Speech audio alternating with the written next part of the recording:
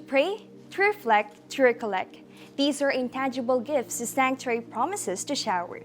Feel the Spirit grow through the luscious greens and peaceful environment.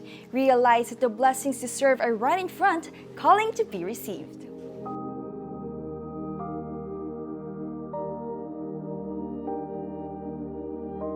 It was opened naging residence nila noong May 1, 1993. From there on, nag-start na yung manirahan dito yung mga madre.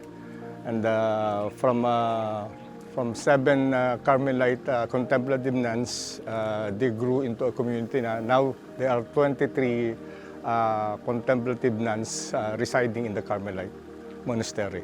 And also, they have a contemplative nun din from Vietnam. May 4 sisters sila na mga Vietnamese na still living in the monastery now. Habang ginagawa itong building, si Father Mel Braga, one of the relatives na nag-donate ng compound ng lupa na ito, pinatira muna sila sa bayan, sa ancestral house ng mga Braga. They stayed there for 5 years until na-finish yung construction na ito. Habang tinatayo ang magiging bagong tahanan, kinupkop ni Father Melchor Braga ang mga naunang Carmelite sisters sa kanilang ancestral resident dito sa Barangay Poblasyon ng humigit 5 taon. Kung nais mang bisitahin ang lugar, dumiretso lang sa Tourism Office for coordination sa pagbisita. Well, it's okay siya, habitable naman, and doon pa rin umuwi si Father Mel every weekend.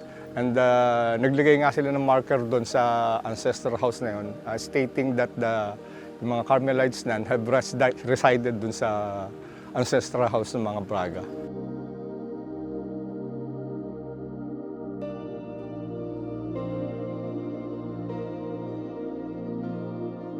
Well, mostly as contemplative nuns, their life is dedicated to prayers lang alone. For one thing, siguro yung mga believers, yung mga namamanata, they could come here and they could experience the peacefulness of the place, the solace of the place. And kung gusto talaga ng magandang pag-retreat in soul searching, siguro I could really recommend this place for them.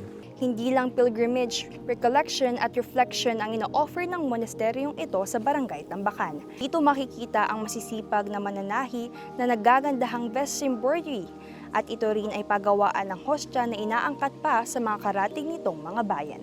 A home is a place that gives security despite solitude, and Carmelite Monastery mirrors that description.